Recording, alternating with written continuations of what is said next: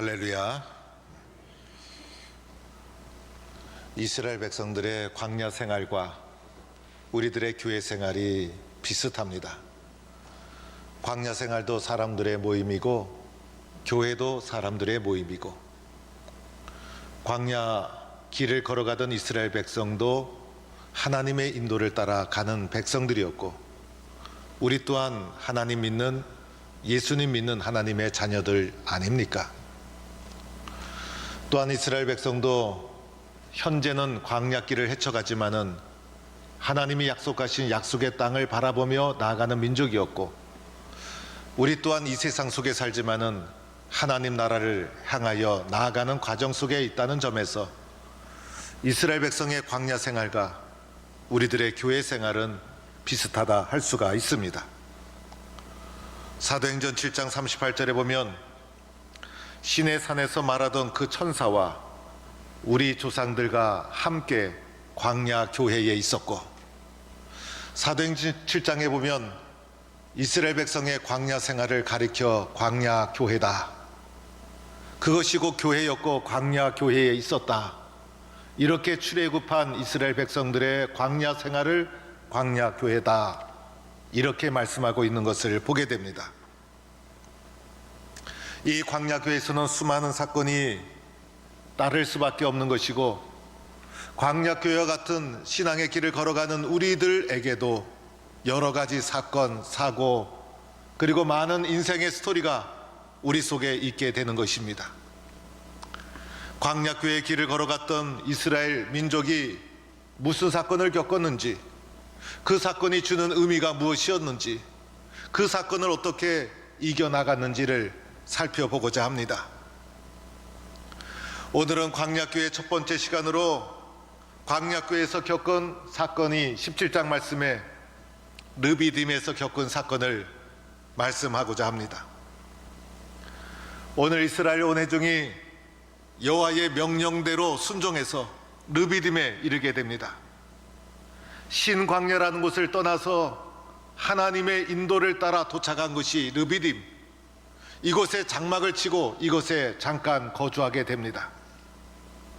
그런데 이곳에서 가장 중요한 물이 떨어지는 위기를 겪게 됩니다. 그런데 문제는 이곳까지 오는 과정이 하나님의 인도를 따라 왔다는 것입니다. 여호와의 명령에 순종해서 하나님이 인도하는 때로 왔음에도 불구하고 르비딤에서 문제를 만나게 되었다는 것입니다. 우리가 하나님의 말씀에 순종해서 믿음의 길을 걸어갈지라도 우리의 삶에 고난이 밀려올 수도 있고 문제를 만날 수 있다는 것을 말해주고 있는 것입니까? 물이라는 것이 얼마나 중요합니까? 물이 있어야 씻기도 하고 요리도 하고 세탁도 하고, 특히 물은 마셔야 살 수 있지 않겠습니까? 물이 떨어지면 우리들은 생존할 수가 없는 것이죠. 오늘날에는 그런 일이 거의 일어나지 않지만은, 제가 어릴 적만 해도 수돗물이 나오지 않습니다라고 방송이 되면 며칠 동안 물을 담아다가 사용하게 되고, 물이 떨어지면 물차가 동네에 오게 되고, 물차에서 물을 받기 위해서 양동이, 바켓스, 이런저런 그릇을 가지고 쭉 줄을 서서 물을 받았던 기억이 납니다. 그만큼 물이라는 것은 우리의 삶에 소중한 것이고, 물이 없으면 살 수가 없다는 것입니다. 이스라엘 백성이 하나님의 말씀에 순종해서 인도하는 대로 광야길을 헤쳐 르비딤에 도착했음에도 불구하고 생존의 위협을 느끼는 절박한 상황에 떨어지고 만 것입니다. 이때 이스라엘 백성은 이 문제 앞에서 어떻게 반응했는가? 이스라엘 백성이 이러한 광야에서의 위기를 겪었을 때 어떻게 그의 반응이 나타났는가? 이때 이스라엘 백성이 나타낸 반응이 두 가지였어요. 하나는 먼저는 다툼이 일어나기 시작합니다. 백성이 모세와 다투어 이르되라고 2절 말씀에 나옵니다. 여기서 다툼이라는 것은 간단한 다툼이 아니었어요. 시시비비를 격렬하게 다투는 법정에서의 다툼과도 같은 것이었어요. 우리에게 물을 주어 마시게 하라, 모세에게 거칠게 다투고 항의했다는 것입니다. 이 물이 떨어진 상황, 모세의 능력으로 해결할 수 있습니까? 모세의 능력으로는 해결할 수가 없는 것입니다. 모세가 수많은 사람을 어떻게 광야에서 물을 주어 마시게 할 수가 있겠습니까? 운물을 팔 수도 없고 물차를 동원할 수도 없는 상황이었습니다. 백성들은 모세에게 거칠게 다투고 그리고 시시비비를 가리고 모세는 아무런 능력이 없고 이런 상황 속에 떨어지고 만 것이었습니다. 두 번째 백성들이 한 것은 다툼에 이어서 원망하기 시작합니다. 그들이 모세에 대해서 원망하여 이르되 당신이 어찌하여 우리를 애굽에서 인도해 내어서 우리와 우리 가족과 우리 가축이 목말라 죽게 하느냐. 오늘 이 백성들은 광야에서 우리가 죽게 되었구나, 그래서 절망적인 상황 인식을 하고 있었다는 것입니다. 이런 절망적 상황 인식을 하게 되면 과거가 다 원망스러운 것이죠. 하나님에 대한 감사는 순식간에 사라집니다. 하나님의 은혜도 다 망각하게 됩니다. 하나님이 우리를 어떻게 인도해 주셨는지, 우리의 삶 속에서 베풀어 주셨던 사연 많은 그 은혜의 스토리는 다 말라버리고 마는 것입니다. 이런 다툼과 원망, 문제를 만났을 때 가장 쉽게 우리의 삶에서 본능적으로 튀어나오게 되는 것입니다. 그러나 가만히 보면 이것은 가장 무책임한 것이죠. 문제 해결에 전혀 도움이 되지 않는 상방법인 것입니다. 책임 있는 성숙한 사람은 이렇게 하지 않는 것이죠. 그러나 이 모든 것을 알면서도 불편을 겪게 되고 문제를 만나게 되고 특별히 내 능력으로 해결할 수 없는 절박한 상황 속에 내몰리게 되면 다투고 원망하고 책임을 전가하고 불평하고 의심하고 하나님의 은혜를 다 잊어버리는 이러한 위험에 빠지는 것이 우리 모두의 일반적인 모습이라 할 수가 있는 것입니다. 우리 동부의 성도들은 다툼과 원망에 빠지지 않고 다툼과 원망을 물리치는 성도가 될 수 있기를 축원합니다. 이런 상황 속에서 지도자의 자세가 중요합니다. 지도자가 어떻게 이런 문제 바라보며 상황을 이겨나가는가? 모세는 이러한 문제를 어떻게 해결했을까? 도망치거나 회피하지 않았습니다. 똑같이 원망하거나 다투지 않았습니다. 이 문제를 가지고 하나님 앞에 나아갑니다. 그리고 하나님께 부르짖기 시작합니다. 여호와께 모세가 부르짖어 이르되 내가 이 백성에게 어떻게 하리이까? 그들이 조금 있으면 돌로 나를 치겠나이다.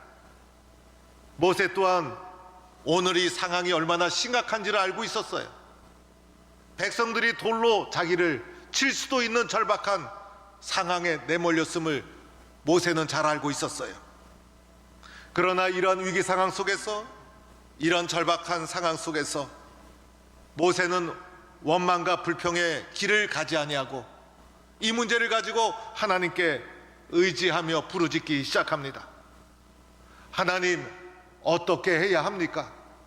하나님, 어찌 해야 합니까? 모세는 하나님께 부르짖어 기도하기 시작합니다. 모세와 백성의 차이가 무엇이었습니까? 백성은 원망과 다툼을 했고 모세는 하나님께 기도했다는 것이었어요. 그러나 기도하는 모세를 통해서 문제가 해결되기 시작합니다. 다툼과 원망을 통해서 문제가 해결된 것이 아니라 하나님께 기도하는 모세를 통해서 문제 해결에 전환점이 생기고 하나님이 그 사건에 개입하기 시작합니다. 모세의 간절한 기도를 들으신 하나님, 그 사건에 개입하기 시작합니다. 그리고 모세에게 말씀하기 시작합니다. 모세야, 백성 앞을 지나서 가라. 너를 돌로 치려고 하는 그 백성들, 모세가 직면한 이 절박한 문제, 이 문제를 회피하거나 도망가지 말아라. 그 문제를 대면하고 당당하게 그 문제를 지나가라. 그 백성들 앞을 지나가라. 그리고 장로들을 이끌어라. 이 장로들은 모세를 잘 따르고 그리고 백성들에게 전달해 줄 책임이 있고, 장로들을 이끌어갈 때 백성 또한 이끌려 오게 되어 있는 것이었습니다. 그리고 내 손에는 지팡이를 잡아라. 이 지팡이는 모세가 바로에게 행했던 기적을 행했던 하나님이 함께하고 동행한다는 상징이 바로 지팡이였어요. 이 지팡이를 손에 잡는다는 것은 하나님만 의지한다는 것이었어요. 하나님만을 의지하고 하나님이 동행한다는 상징의 표인 지팡이를 손에 잡고 가라. 모세는 하나님의 말씀에 그대로 순종합니다.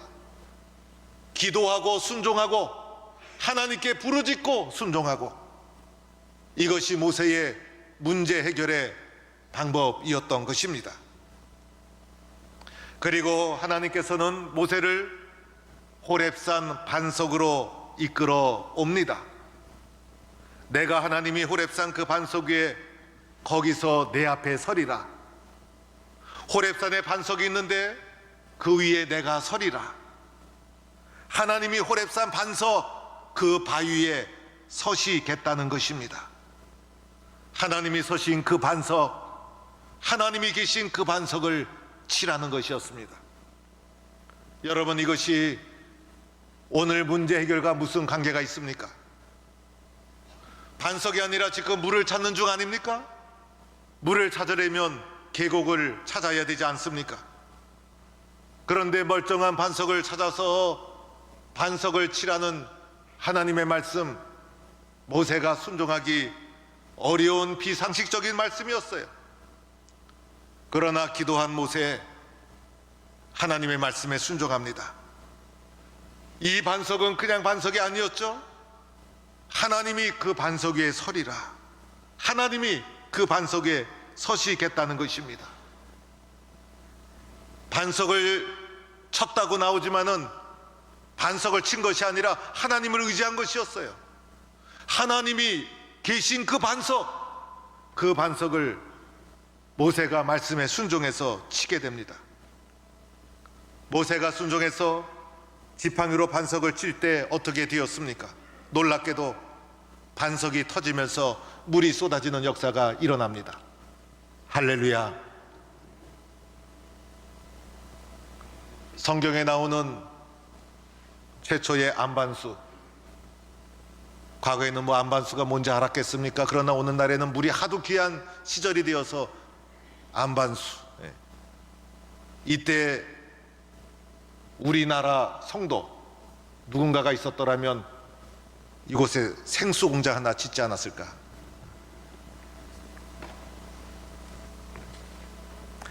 이스라엘 백성이 목이 타들어갈 때, 물이 없어 생명의 위기 속에 빠져들어갔을 때 백성들은 다투고 원망했지만은 모세는 하나님께 엎드려 기도하고, 하나님의 기도를 들으신, 모세의 기도를 들으신 하나님, 반석을 쳐서 반석을 깨서 물을 내어 주셔서 백성을 살려 주셨습니다.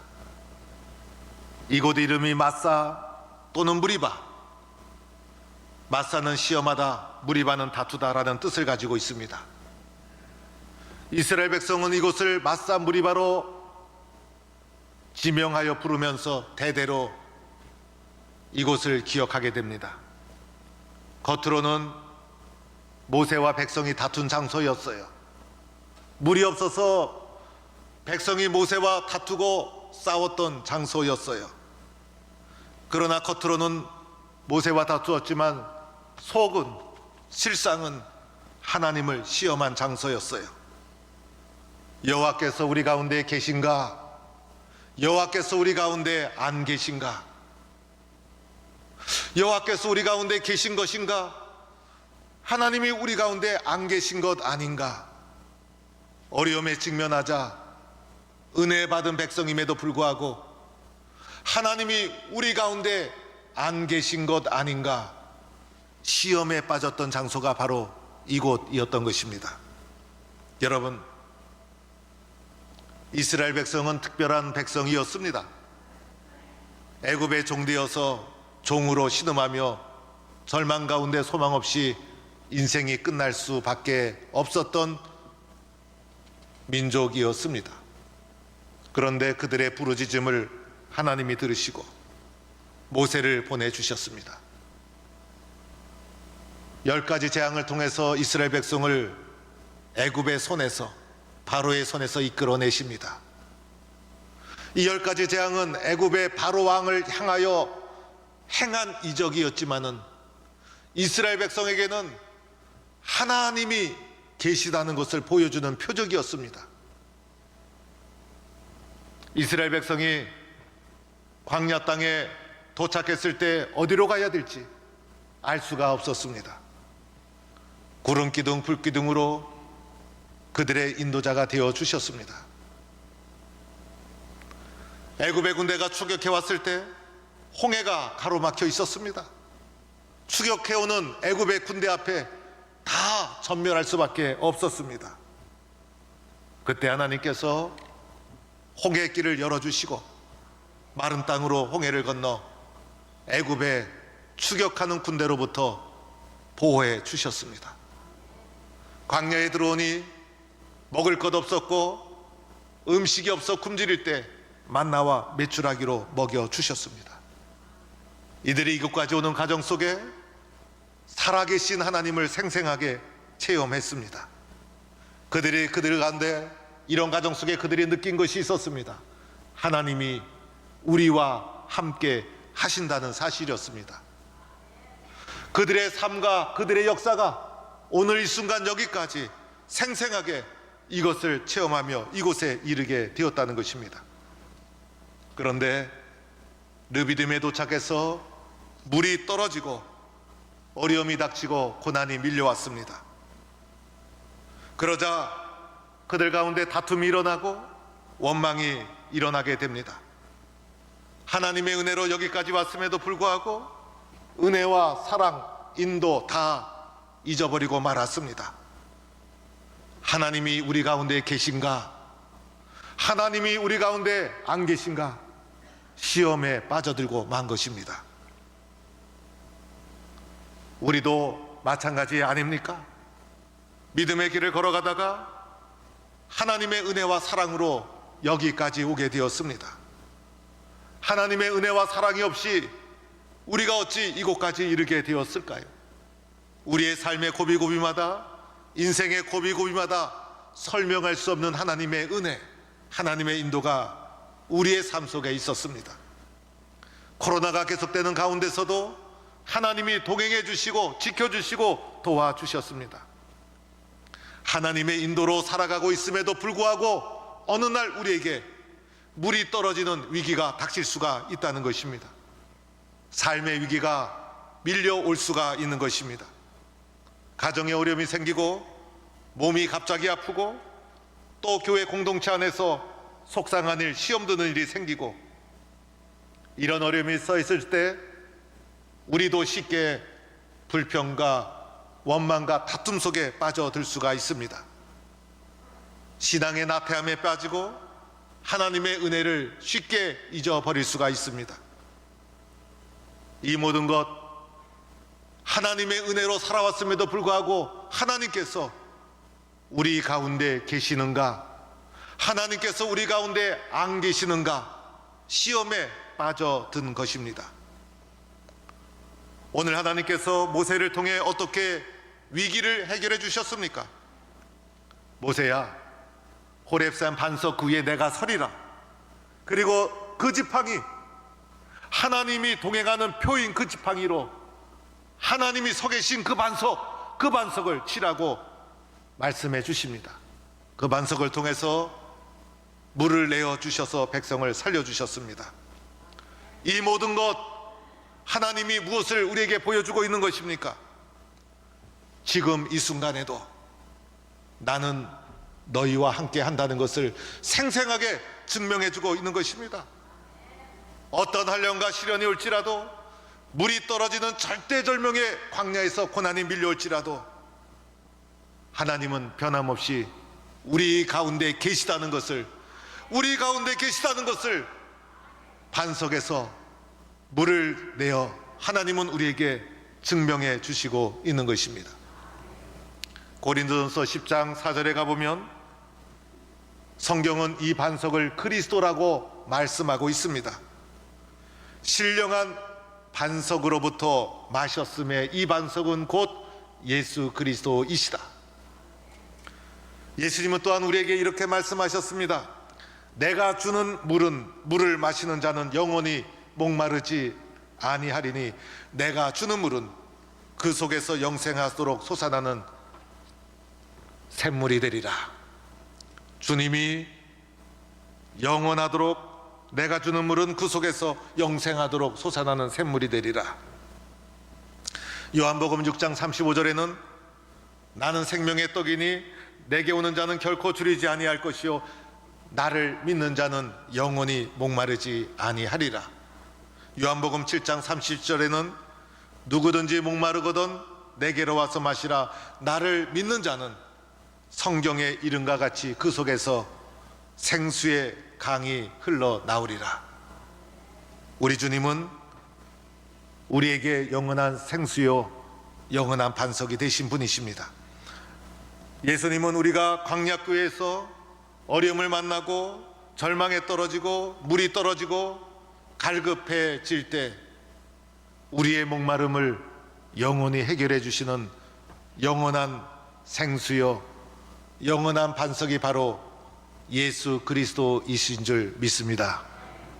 사랑하는 성도 여러분, 오늘 말씀을 요약하면 이렇게 말씀하고 있는 것입니다. 우리가 믿음의 길을 걸어갈 때 주님의 말씀에 순종하며 믿음의 길을 걸어가고 있음에도 불구하고 고난과 시련을 만날 수 있다는 것입니다. 그럴 때 다툼과 원망 속에 빠져서는 안 된다는 것입니다.